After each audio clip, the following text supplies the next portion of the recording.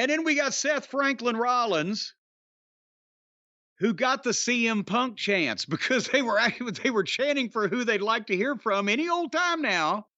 And they knew that Seth had been on his little deal at the Survivor Series, so they're in his post toasties. And Seth says, I don't want to spend 1 ounce of energy on somebody that doesn't matter. And he starts talking about how he's built his world title into the most important one. And in what universe is this world title that he's had for 4 months or whatever? But nevertheless, here's the thing. Seth Franklin is supposed to be a babyface, right? So we got Cody who's saying, welcome, CM Punk. And we got Seth Franklin who's saying, this fucking guy. So we haven't been locked into a corner here. We don't know which way this is going. A lot of baby faces, though. Cody, right now, Randy, Jey Uso, Sammy, Punk so far, Rollins. There's a lot of baby faces. Well, but baby faces, sometimes they make the world go round. They make the T-shirts sell. Whose voice was that? I don't know.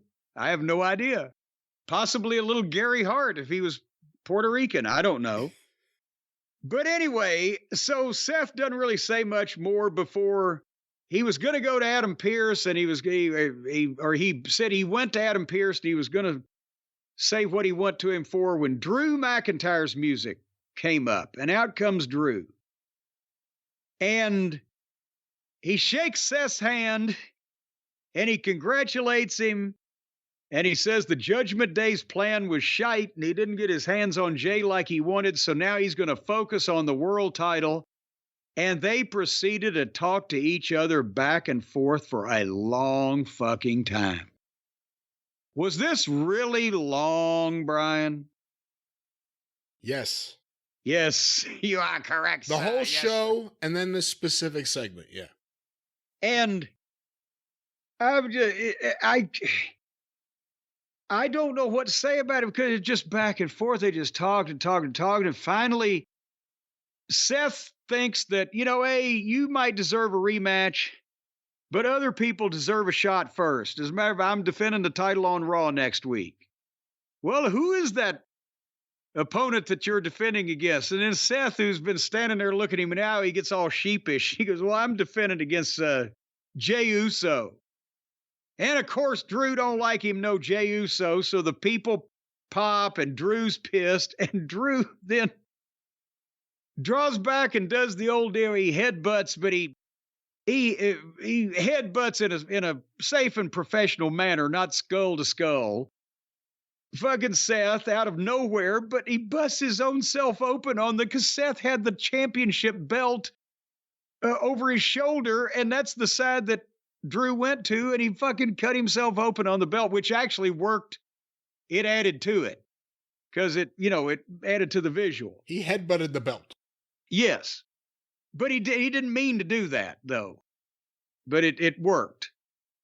And then he started kicking the shit out of Seth and screaming, are you trying to make a fool out of me?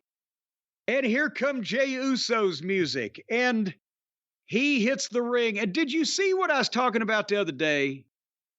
The Rock comeback? The open hand slap punches? Yeah. But I mean, he was doing the Rock stuff. Yeah. Now that you said it, I noticed it. Yeah. He's hot dogging too much. He's like, look at me, I'm the shit. Look at me, I'm the shit. A little too much. It's too fast. And at some point, I guarantee if The Undertaker was a heel and The Undertaker had to stand there for that, The Undertaker would be having a discussion with Mr. Uso about getting to the point in a little more timely, efficient manner than having to stand there while you fucking draw back, spit in your hand, wave your hand in the air, and party like you just don't care while you're doing your fucking MC Hammer dance with you, and then fucking slapping me in the face, and I'm gonna fly like a bird for you. We're gonna have to fucking tighten this shit up a notch, pal. Hammer time? Hammer time. Stop it. Or rewind it, or whatever they say. Stop. They say stop. That's well, stop it. All right. Stop it. Stop Hammer it. time. Stop it. That'd be the white version of the song. Stop it. Stop it. Hammer time. Well, back to Back to the hammer time to the head. Stop doing your cousin Rock shit, Jay. Anyway, and then Jay and Seth Franklin super kick McIntyre to the floor, and Jay hands Seth his belt, and it was all over. So that was about a 15-minute conversation to get to that fucking headbutt. Oh, lordy, lordy, lordy. And then they went to the back where Sammy then, I'll tell you what, I wish they'd put Sammy in the ring live instead of backstage, because he does a hell of a fucking chew out these days. When he gets fired up, he's as good as anyone there.